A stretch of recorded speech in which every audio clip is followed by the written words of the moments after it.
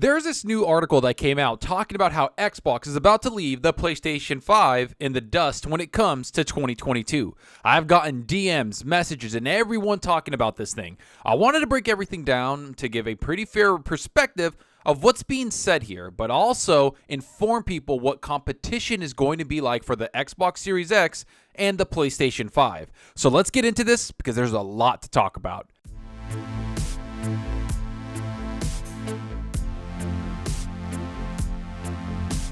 Hey, what's up everyone? Thanks for stopping by and checking out the video. Remember to hit that subscribe button and that like button. The support is greatly appreciated. And if you want to be notified on future content, hit that small little bell icon. And if you want to go that extra mile to support the channel, hit that join button. All right, enough of that. Let's talk about this new article from Forbes where it talks about Xbox leaving the PlayStation platform behind in 2022. And don't get me wrong, I know a lot of people think this is a fanboy console war video or article, and truthfully, a lot of people used it as such when you look at social media and what they had to say. So many people going back and forth and what's true and how their preferred console is the best one. Yet I wanted to take a step back and look at what's being said in the article and give a level-headed look at what 2022 is going to be for Xbox and PlayStation. And don't get me wrong, everyone here knows I prefer Xbox and it's my platform of choice because of the games that they have on it. Do I love the console? Of course I do, but for me the number one thing that Xbox provides me is the games I love to play on a service that makes it very easy to access. Something that the article mentions right here when it starts off. Xbox is about to leave PlayStation behind in 2022. Microsoft has made huge strides towards winning back gamers and welcoming in newcomers to the hobby. A radical about-face compared to the team leading Xbox when the Xbox One launched in 2013. The driving force behind the rise of Xbox isn't the new Xbox Series X console or its baby brother, the Xbox Series S. Instead, it's the 1-2 punch of Xbox Game Pass and Xbox Cloud Gaming. Okay, so the first thing to talk about here is that Xbox has made massive, and I really mean massive strides when we compare it to the Xbox One launch. 2013 was a dark time for Xbox and its fans in general. The console launched horribly and was actually underpowered compared to the competition. The first-party studios just weren't there, and it was easy to see that Microsoft wasn't giving Xbox all the resources it needed to have a fighting chance versus the PlayStation 4.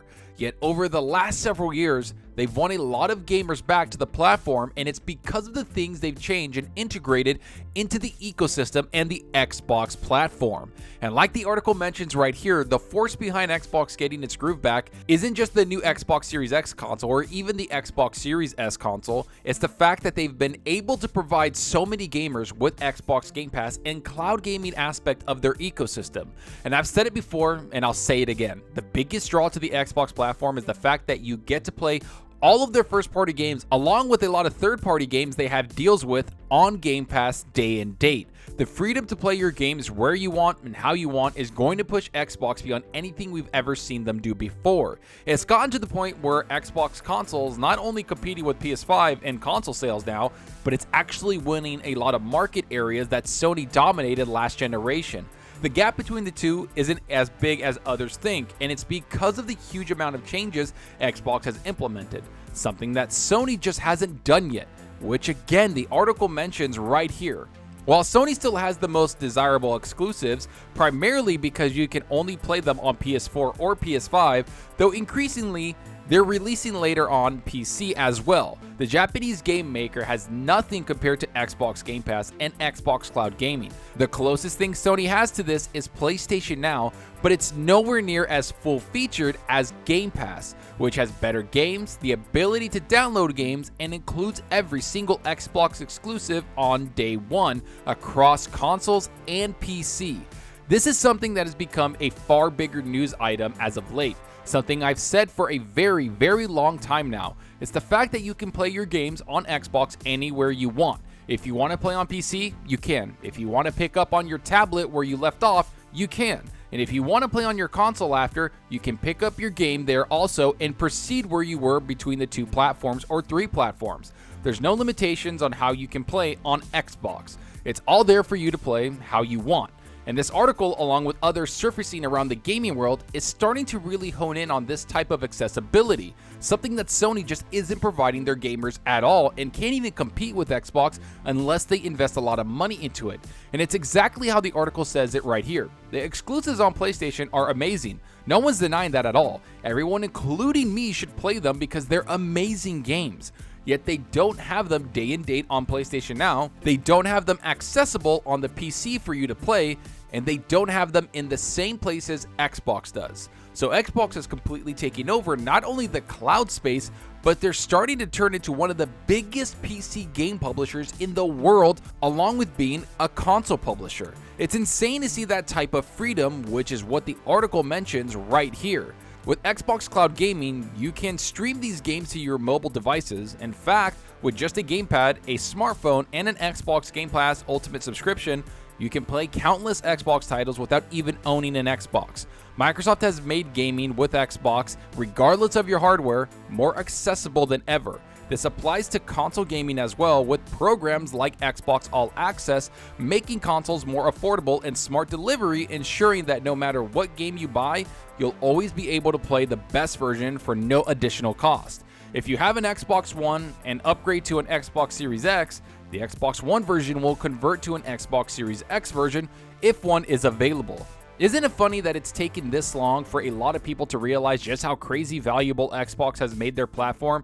I mean, we've been talking about Xbox's crazy value for what seems like 2 or 3 years now. From Game Pass to the studio to the first-party games, XCloud, PC integration, and not to mention the growing library of games in Game Pass. Everything has been building to this generation of gaming to the point that Xbox can make crazy first-party games that people want to play. It started in 2021 and really kicked off this holiday season. Forza, Age of Empires, Psychonauts, and Halo Infinite really showed how serious Xbox is taking this generation.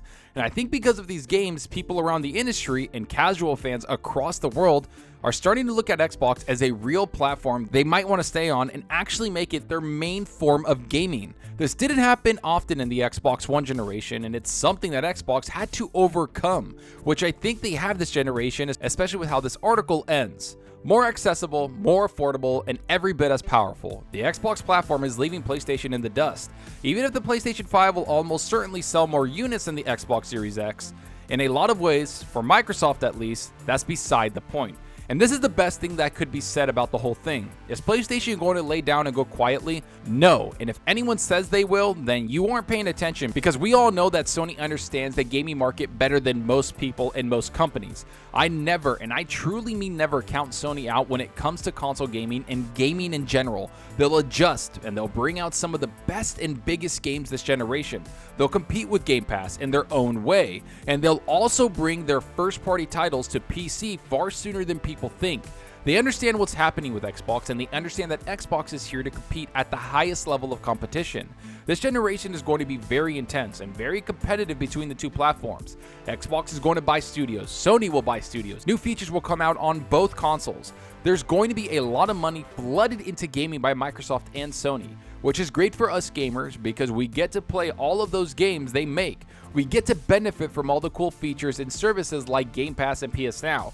If 2021 is any indication, it's obvious that 2022 is going to be an even bigger year for both platforms. It's just going to get even more intense and even more competitive. Let's sit back and enjoy the ride, because this generation, for what seems like a very long time, Xbox is here to compete with Sony in the best way, with games. And I think a lot of people have a hard time hearing that, because the biggest narratives were Xbox has no games. You don't need to buy an Xbox console, you can just play it here. Well, you know what? They have all the games. They have the most games coming out. Their library is insane. Their studios are insane. And right now, Xbox is one of the best places to play. While Sony is sitting there, they're going to bring some big games out in 2022. In 2021, they were very lackluster, and I think it's hard for people to hear that. Yet this generation, I don't think it's going to be like it was last generation, where Sony just completely dominated and sold 100 million units and that was it. No, I think Xbox is here to compete, and I think Sony fans and a lot of people that love Sony don't like to hear that. Yet this generation, Xbox is coming with the competition, and I'm glad they are, because it's just going to push Sony to be even better and Xbox to be even better. But enough of what I think about all this. Tell me what you think. Is Xbox going to dominate Sony in 2022? Will Sony come out swinging next year with their games? What platform has impressed you the most this generation? Will we see Xbox go even further this generation than they did last and in the 360 generation? What else can we see from Sony or Xbox next year? Go down below and let me know. And I hope you enjoyed the video, and if you did, please hit that subscribe button and that like button to support us out the channel more than you know. And give me a follow on Twitter at Zalker87. I'm always on there talking games and sharing my latest videos. Plus, I love interacting with everyone there, so get on Twitter and let's talk about gaming. Also, follow me on Xbox Live. My gamertag is Zalker87, just like my channel name. See what games I'm playing, and let's compete in achievements for the month. So right now, I've been playing a lot of games. I finished The Gunk. I played that in one day. Didn't capture any footage because, you know what? I was just sitting there having a good time playing it on my Xbox, and it was a lot of fun. Beat it in about like 5-6 hours. Cool game. I had a good time with it. Nothing revolutionary, but you know what? It wasn't that bad. And I've been playing a lot of Halo Infinite. That game is insane. I don't care what anybody says. I love it. I love playing it. I've been going back in the campaign, just kind of having fun with it. I have over 1,000 achievement points in that game because of the multiplayer and the campaign put together, so you know I put a lot of time in that game. Halo's my game of the year, and I have to say, 343 and Xbox knocked it out of the park, and if they continue to make Halo this good, I'm going to be all right with 343, so good job on that. But let me know what you're playing. Are you playing something on your Series X, your PS5, or are you playing something on your PC? Let me know down below, because that's what we're here for, is to talk games. And that's all for now. Thanks for watching, and until next time, remember, enjoy your gaming. Later.